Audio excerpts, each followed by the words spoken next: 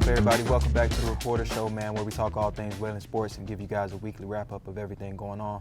This week we had a lot going on, and I got my co-host with me, Devin Acosta, but Josh wasn't able to show up today, so we brought on a special guest. We got head softball coach Enrique Villa. He joins us today to talk a little bit about softball. Over these past couple of weeks, they've found a lot of success in their last couple of series and conference, and they've put themselves in a really good position about halfway through this season. So let's go ahead and start this one off, Coach. I know you guys had the matchup against OPSU this past week, and the weekend before that, you guys also won that series against Langston, and then, of course, the weekend before that, you guys had a really good series win. Was it Texas Westland 2 weeks ago? Texas Westland. Okay, yes. Texas Westland. So talk to me about this past weekend. How, what led to you guys' success? What was really working for you guys offensively and defensively? It was a combination of both of those. It starts with our pitching. Our pitchers did a really good job of giving us a chance to win. Our defense was pretty good. I know that we can still play better, but we were good defensively. But I think more than anything, our bats really came alive this weekend. We had anywhere between 50 and 60 hits over those 4 games. I saw that, especially in that last game in Game 4. You guys had like 22. 22. 22 hits. That's pretty big. And so I know along with that, I see a lot of your style of play is you're getting them on, you're bunting them over, and you're driving them in. How has that sort of established itself in your offense over these past couple of series? Well, we have a bunch of players that really know how to take on their role. Offensively, you have your kids that are really good about just getting themselves on base. We also have kids that are able to drive them in. I always feel pretty confident once the kids get to scoring position, especially when we get them there with less than 2 outs. I'm pretty confident with all of our kids 1 through 9 that any of them at any time could drive some runs home. But there are those times, depending on the opponent, where you need to play a little bit more of a small ball. So for the past 3 series that you guys have had, I know you guys, I believe in the past 3 series, you guys are 10-2. And so talk to me about what do you think has really clicked within this team over these past couple of series that have sort of boosted you guys over these last couple of weeks? Well, it's the level of confidence that the girls are playing with. They work really well together on the field. It helps that all of them really get along off of the field. They have really good chemistry. But also, we've been playing pretty relaxed. Girls get out there, they compete, they have fun, and good things happen, anytime you have those things going on your team. I hear that, Coach. And the last question I got for you is, I know that we all have our goals and aspirations before the season. Talk to me about how you have seen this team sort of reach the goals that you have wanted them to reach throughout the year, and how they look compared to where you want them to be by the end of this season. Yeah. So in my mind, and I honestly can't remember if I had shared this with the team or not, I believe I did. In my mind, with this being our first official season, I was going to consider it a win if we made it to the conference tournament. And of course that hasn't happened yet, but we're in a pretty good position. We're in a pretty good position for that to happen. So for me, it was going to be a win if we finished, top 8 out of the 10 teams in our conference. Anything above that, for me, I was going to consider just kind of icing on the cake. But at the same time, I knew that we had really good talent with all of the kids that were coming in, whether it be transfer kids or any high school kids or kids coming out of high school that would be able to help us.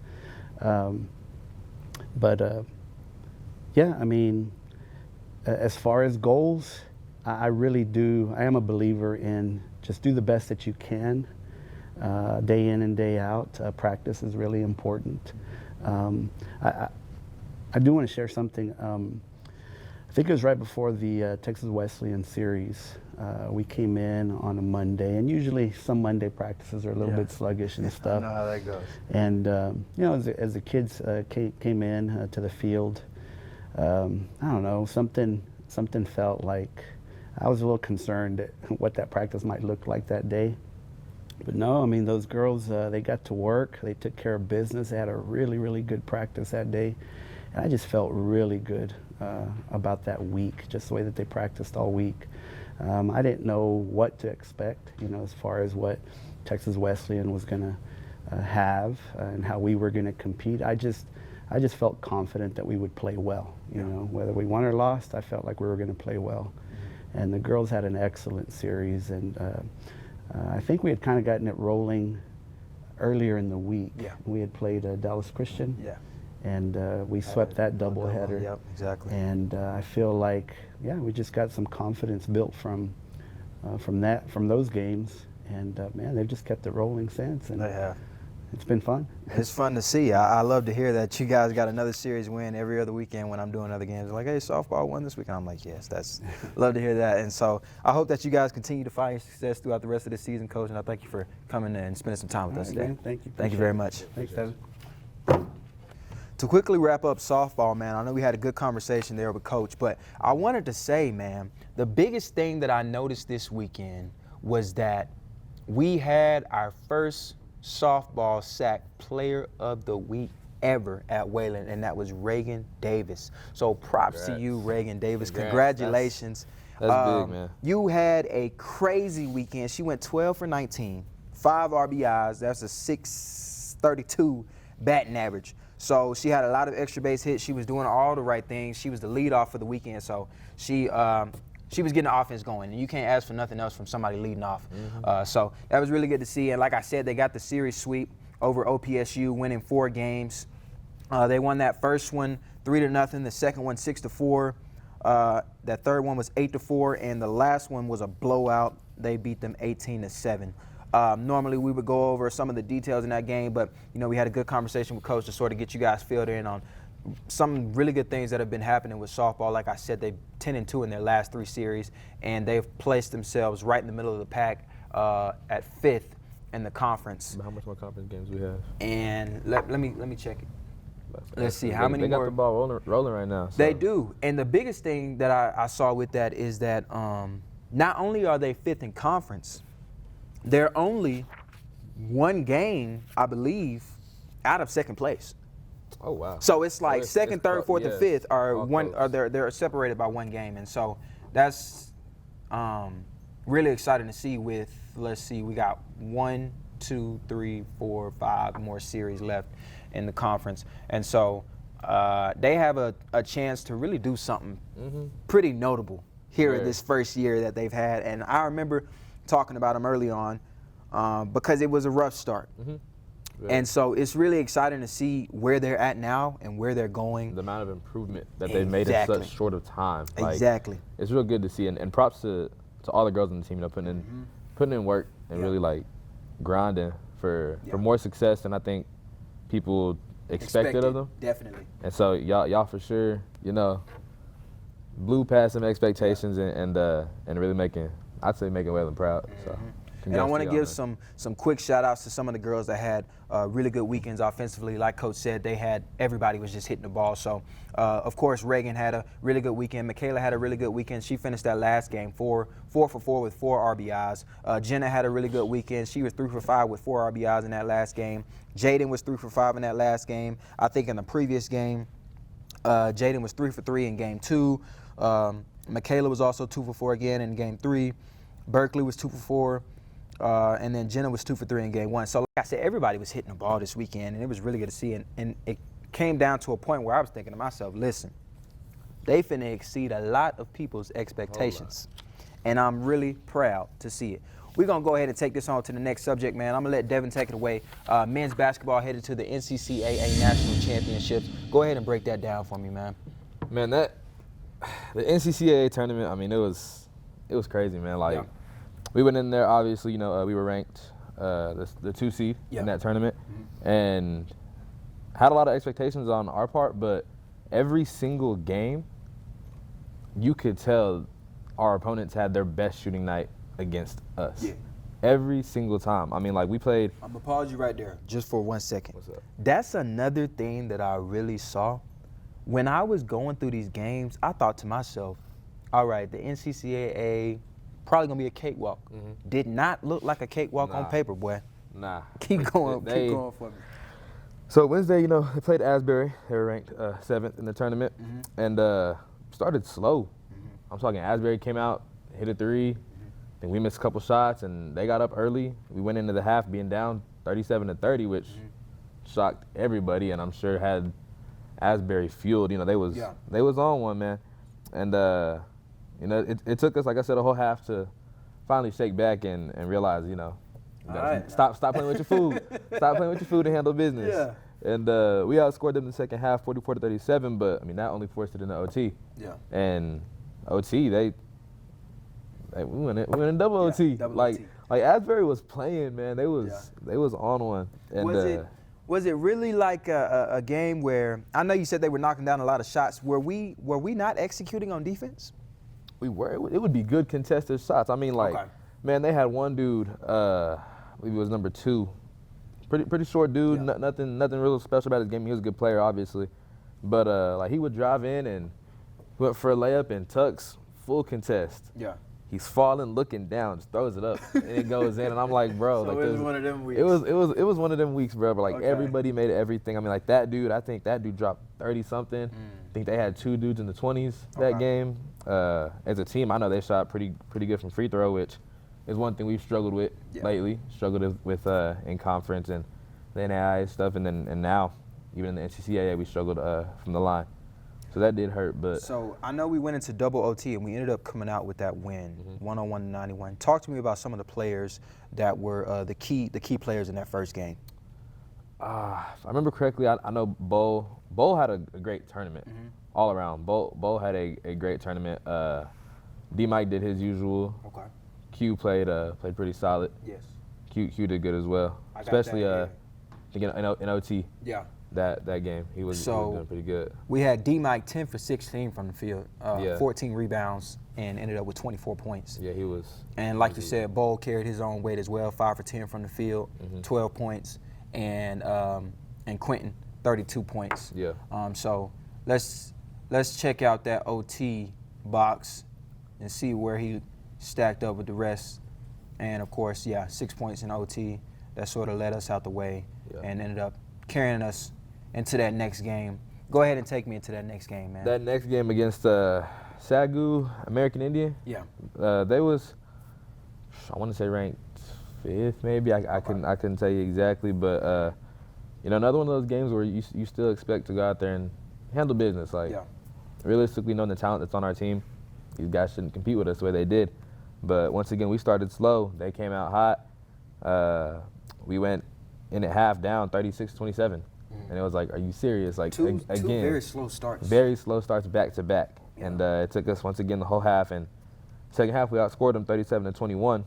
But, it was close. And it was kind of frustrating to see, like, we know we're better than this. Why is it taking us so long to lock in? But, I mean, like I said, same guys from the last game. Bo, I believe, had 20. Shot 5 for 10 from 3. He was. Oh. Bo had himself a game that game. D-Mike had about 15, I think, and shot 70% from the field that game. Q had 8 assists. Yeah. So I mean, everybody was handling their business. Rod played pretty solid. Kale did as well. Brett, everybody. It was. Did our offense look different this week? I feel like every game that I checked, it was like a slow start. What do you feel like really sort of had us looking different this first couple of weeks? Were we shooting bad? Were we taking bad shots? No, I wouldn't. Not necessarily we're taking bad shots. Just they weren't falling. They weren't falling. And I don't know if it was just the mental aspect of we should handle these dudes. Just go out there and just finish this out, or actually attack the game. Like approach it with some urgency. And I don't think we did. It took us, like I said, a whole half for both games to finally lock in. And then we won that game Thursday, and then Saturday. Yeah. In the championship, played Cedarville, and they were the 1 seed in the tournament. So, so 1 and 2. 1 and 2. 1 and 2, where it's supposed to be. Exactly. Go ahead and break that one down for me. That one ended in a loss. We was the runner-ups for the tournament. But when I tell you Cedarville did not miss from deep, bruh, I'm talking about everybody. Hand up, fully contested. Yeah. And they're just straight up cashing it, man. 42% from the three. 42%. So that's and they had pretty legit. 17 made threes, I believe. Yes, 17 made threes, Yeah. 42% from the 17 made threes. Yeah. Like most of their shot attempts, most of their field goal attempts were threes. Yeah. I think they had 33 total made field goals, and 17 of them were three balls, and so it was just like, how? That's why? That's almost half your shots. Yeah, that is half your shots. Yeah, 30. Yeah, that's half your shots right there. Half of your points are Didn't off they? three balls. I don't mean to shout them out, but didn't they break like a record or something for threes in a game? They probably did. I don't know. I didn't pay attention to that part, but they probably did. I man, saw 'cause that somewhere. They were on one, man. Like, Yeah. And like I said, it was heavy contested. Mm-hmm. We ended up pressing it at one point, and they were still just zip the ball around, catch and shoot, and they were hitting their shots. And it's hard to beat a team. I mean, like, I don't think we played our best. We played a solid game, but I don't think it was our best. But I mean, it's still kind of hard to beat a team. Okay. And they're making 17 threes. Now, in the game. I know this is a hard question because we don't know their season, their record. I mean, I guess I could look it up real quick, but it ain't that big of a deal. But seeing from what you saw in that game, let's say we play them 5 times. You think we beat them majority of those times, or is this team really stacked up? Majority, I think we beat them probably three times. Okay. It's probably 3 times. Knowing our talent, knowing our potential, I think we're the better team. Like I said, they had themselves a game. That game, they really did. Okay. They have a good team, for sure. I'm not gonna try to Downplay discredit them for that. I think one of their players is a top 100 player in their division in the nation or whatever. So like, I mean, they're a good team, but I mean, I do think we're better. Okay, I hear you. Well, you heard it, man. The NCAA championships for men's basketball was that last little go for them at the end of the season. They made it to the championship game, but they ended up dropping that one 88-72 to Cedarville. And, it sucks. Like I say, everybody always want to win that last game, but, you run up against a team that's just hot. You can't really do too much unless you're hot as well. But it's hard to stop them. Yeah, it's really hard to stop them. You just got to match the energy. And sure. And at that point in time, we weren't matching it. We came out slow in a lot of these games, and that put us in some tough positions. But we kept fighting, and we made it to the championship game. And I mean, it was fun to see, especially during the season. Like I enjoyed. I mean, I know the seniors, so they last little run. But D-Mike, Rod, Smooth. Proud of y'all all season, man. Y'all did y'all's thing, man. So it was fun to see y'all all lasted. So we hope to see basketball, men's and women's, come back next year and sort of take it a little further into that national tournament next year. But for this year, man, that's all we got for basketball. Next, we'll take it on to baseball, man. Baseball had a midweek game against Southwest on Tuesday, in which Grayson was the starting pitcher for that game, and he had a very effective outing. Through 6, he gave up 1 run on 4 hits, 2 walks, and 7 Ks. And that's enough to get a win, and that's exactly what we did. Memo got us going at the top of the first with a single to right field that drove in a run. Later in that inning, Cooper would drive in another with a single to left field to make it 2-0 off tops. The rest of this game was pretty quiet defensively. Southwest had some mishaps that allowed us to score another run, and Felix homered in the 7th to go up 4-1. But like I said, it was a pretty quiet game offensively, but we still got it done. We won this one 4-1. Some notable players from this one was Memo, who was 2 for 3 with an RBI, and Cooper, who was 2 for 4 with an RBI. But this was setting us up for the weekend against Sagu, a really good matchup, a conference matchup where in the past couple of years we did not come out on top. We weren't dominated, we weren't swept, but we just didn't always come out on top. But this weekend, man, we got it going pretty good. But game 1, I will say, was not our best look. Potts got the start for this one, and it was a rough one. The first batter he faced had a leadoff home run, so that was that wasn't a good weekend. That wasn't a good way to start off the weekend with the first guy that you see hits a leadoff home run. So that sort of set the tone early for Sagu. They continued to do the same thing in the second. They put up 6 runs on 7 hits to make it 7-2, and we had a point in the game where it's just like, man, we're going to have to stop the bleeding. You know what I'm saying? We're going to have to switch some up. We're going to have to take. And so they ended up taking Potts out, putting in another guy, and that sort of stopped the bleeding a little bit.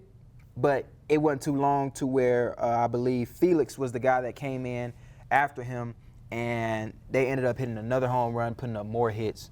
I think it was a 6 spot, yeah, on 5 hits to go up 13-6. You know what I'm saying? So it got ugly quick. Them boys was hitting, and you know what I will say is, even though they was hitting and they was up pretty big, we didn't stop hitting. We were still competing offensively. We just didn't do what we needed to do on the mound. Connor came in and put up some zeros for us. I think he put up 2 zeros, maybe 3. Excuse me if I'm wrong on that one, but I believe he put up 2 zeros for us to help us sort of stay in that game. And we ended up scoring 4 more runs to be down 14-10, I believe. But after that, we couldn't really scratch any more runs across, and they ended up losing that one 10-14. Some notable players from that one was Gustavo, who was 1 for 2 with 3 RBIs, a home run. Felix was 2 for 4 with an RBI, and Samuel was 1 for 2 with 4 RBIs and a home run as well.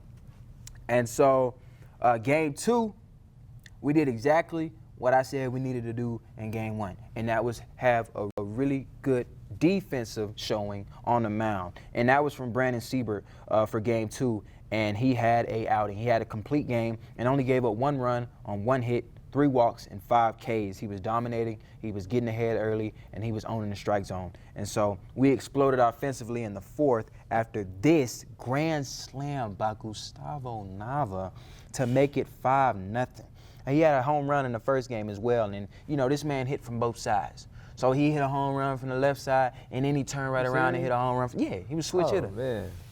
You don't see it a lot nowadays. You don't see a lot of switch hitters nowadays, but Buddy is one of them boys. He had a slow beginning at the beginning of this season, but he came alive this weekend. So shout out to you, Gustavo, man. Like I said, he went 3 for 3 with 4 RBIs in this game because of the grand slam with that home run. JJ, his homeboy, they both came from Southern University down in Louisiana. JJ was 3 for 4 with 2 RBIs and a home run as well.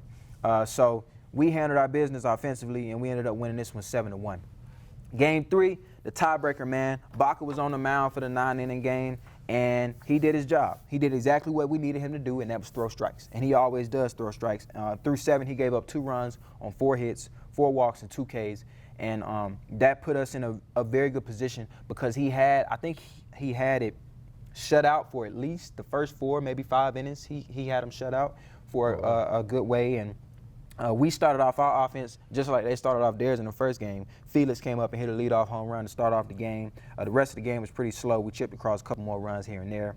Bottom 8, JJ laid down a bunt, and when you lay down bunts and there's runners on first and second, and you got a pretty quick runner going down first, sometimes things get hectic, and that's exactly what happened. The throw went past the first baseman. Now you got everybody running around the bases. JJ ended up on second base, and we ended up scoring those 2 runs to go up 5-2, and that's where we ended up winning that game. So we won that series 2-1, and that put us at tied for second in conference with the standings. I know that the power rankings and the standings are 2 different things. The standings, they base it off of your record in conference only. The power rankings comes off of who you beat and how you beat them. So considering that we haven't played the quote-unquote top dogs yet, which this year it's MACU at the top. Of course, Oklahoma City is always the top dog, and USAO is always carrying their weight. So we haven't played any of those guys yet. So in the standings, I don't believe they have us in that top 5. But for, the power rankings, my fault. Yeah. In the standings, though, we are tied for second. So this weekend, though, we got a chance to put our name out there and tell these folks, put some respect on it, because we end up playing against MACU this weekend, and they are the leader in our conference at 10-2, I believe. That's 12 games. Gotta make a statement. Yeah, that makes sense. Yeah, it's you gotta make a statement. It's away. Sadly. They gotta go to Oklahoma City and earn it. You know what I'm saying? Yeah. So y'all boys gotta go down there and earn it. On their shoulder. Yeah, exactly. On their shoulder. And so that's good for baseball, man. I'm glad y'all came out with a little series win, but this weekend y'all really gotta turn it up. So y'all come back next week and have some good news on the show. I wanna say something good about y'all. But let's take it on to women's golf, man. Women's golf. Oh my gosh. You remember that week where Tucker was talking about him all bad? Mm-hmm. Remember when he was talking all bad about him? I ain't gonna count that as. Yeah, I ain't gonna count. Yeah. Well, listen, they did some exceptional things over the course of this past week. Oh, they took it personal. Yeah. Now listen, Took it personal. they were supposed to go to Canada. I'm glad they didn't, because that probably would have sucked. You going to Canada, you're going to be freezing. Yeah, that would have been terrible. They ended up going to Kentucky to the Lindsey Wilson Women's Spring Invitational. Shout out to our AD, Yakamazi, filling me in on the information, because I was looking for them in Canada and I couldn't find the tournament. He let me know that they ended up going to Kentucky, so thank you for that. And there were 7 teams at this invitational, and 3 of them were ranked in the top 25. Number 9, Cumberland's, the 19th ranked Lindsey Wilson, who is hosting, and the 23rd ranked Northwestern Ohio. So there's some pretty stout competition that they facing going into this tournament. So it's not a cakewalk. The thing to me is, if you're going into a tournament with 3 top 25 ranked teams, I want to finish in the top 3 of the tournament, because that means I done upset somebody. You know what I'm saying? And that's exactly what they did in this tournament, man. Just like last week, Mason Garrett and Ashlyn Watley, I can't believe I keep calling her Ashlyn, my fault. Ashlyn Watley and Mason Garrett were getting it done. I shouted them out last week for their performance in that last invitational they went to, and they did the same thing in this one. Mason in round 1 had a score of 75, shooting 3 over par. In round 2, a score of 76, shooting 4 over par. And in round 3, a score of 74, shooting 2 over par, to finish up shooting 9 over par in total, which placed her 3rd overall at the invitational.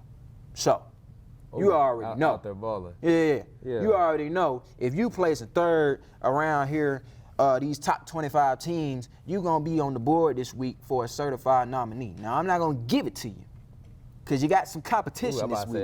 You know, Reagan already. and the Grand Slam. Yeah, you know what I'm saying? Like, so you got some competition this week, so we're going to let the students vote. But big shout out to you, Mason, for placing 3rd at this invitational among some really good competition. Ashlyn wasn't too far behind her. In round 1, she had a score of 76, shooting 4 over par. In round 2, another score of 76, shooting 4 over par. And in round 3, she had a score of 77, shooting 5 over par, which ended up shooting 13 over par in total. And that placed her 5th at the invitational overall. So having 2 of our girls in the top 5. In the top 5. Great. Yeah. They took it personal, bro. That's what I'm saying. Took the little they 5, might not bro. watch it, but I don't care. They saw it and they made sure something happened, man. And I can't say enough how happy I am to see that y'all doing y'all thing now. For sure. I think that we placed 3rd overall in this invitational. So that's what I like to see, because in the last couple of tournaments, we didn't place too highly. Yeah. But y'all doing y'all thing now. So I hope y'all keep that going. And I also want to give y'all that love for placing 3rd. And so congrats to y'all. I'm going to take this on to the last subject we got for y'all today. Is track and field. Track and field was at the Texas Tech outdoor meet. It had the Masked Rider Open. I couldn't say it last week, so I'm going to just skip over that word because I hate it. But we didn't have a lot of great things happen over the course of this week. Nobody really placed in that top 5 or top 10 range for the women's events, but some of the men's events, Keyshawn Garcia placed 7th in the 800-meter with a time of 1 minute and 53 seconds, and he placed 7th out of 47 contestants. So that's pretty good. I give you that. It might not be top 5, but you placed 7th out of 47. That's good, man. That's solid. For sure. And Justin Guy, who ran unattached, I'm pretty sure for his own reasons. I don't know why. In some instances, athletes can run unattached for whatever reason that may be, which means all it means is that they're not technically running for Wayland, even though he's from Wayland. But he ran unattached and he placed 2nd in the 110-meter hurdles with a 13.73, and he was 2/10 out of first place. So that was a neck-and-neck race. Yeah. He was just right there out of first place, man. So shout out to you. The 4x1 team, we got DQ'd. I don't know what happened. Y'all dropped the baton. Y'all stepped out of y'all line. Got to lock in. You know what I'm saying? I can't have that. Yeah, no DQs, man. Can't have no DQs, man. The 4x4 team, they placed 5th with a time of 3:21. I need a top 3 finish, though. You know what I'm saying? I need a top 3. I gotta have y'all coming in with something here, because we got conference. I know in these next couple of meets. I know outdoor just started, but it's the first outdoor meet. So it's all right. They got a couple more meets to get something going. So by the time conference roll around and the nationals, we can have a team out there competing for us. Sure. Lorenzo Lucis, like I said last week, he placed at the national tournament for indoor. He started out his outdoor season placing second in the triple jump there with a 14.66 meter jump. He's always pretty consistent. Yeah, very consistent placing guy. Pretty high. Yes. So I expect nothing less from him. For sure. And honestly, I expect nothing less from Justin as well, placing second. So Yeah. I'm going to hope that y'all too continue your success and the rest of the team will follow behind that. Some certified nominees, like I said, we got 3 of them this week, man. Gustavo Nava was 5 for 8 over the week with 3 home runs. Had 1 on the left side. I think he had 2 on the left side. Yeah, he had 2 on the left side and 1 on the right side. And 1 was Oppo Taco. So that boy going crazy. 8 RBIs, man. 625 batting average. And Mason Garrett, she placed 3rd at the invite, shooting 9 over par in total.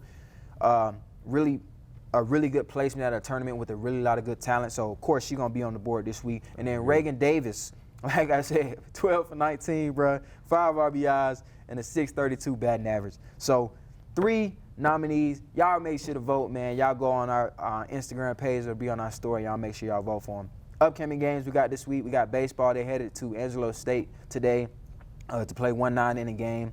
Thursday, softball will be against not softball against softball. Look at me. I'm tripping. Softball will be against Central Christian at 3:30 and 5:30 here on Thursday. I know some of y'all probably going to be already going home for Easter, but those of y'all that are here, make sure y'all go check out that game, man, and keep them going. They're on a 5-game win streak right now, so it'll be something exciting to see. Support them and see. Yeah, go support them, man. And so that'll be, like I said, at 3:30 and 5:30 on Thursday.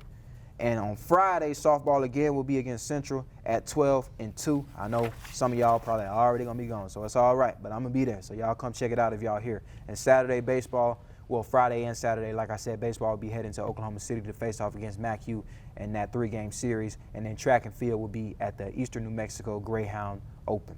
So a lot of good things happening this weekend. Mm-hmm. I hope that we have a lot of more good information coming on next week, and Tuck will be back, and we'll have my boy in his normal position, and we'll be back to normal. The past couple of weeks have been a little shaky. It's been hectic. It's been hectic, man. It's been hectic, man. But we're trying to keep y'all informed and keep everything as normal as we can do it. And like as always, Coach Yakamazi, he reached out to me and filled me out on some information that really helped me out this show. So if y'all have information that y'all want me to know, like I said, shoot me an email at porterj@wbu.edu, and I'll be sure to put it on the show. We'll see you guys same time next week, man.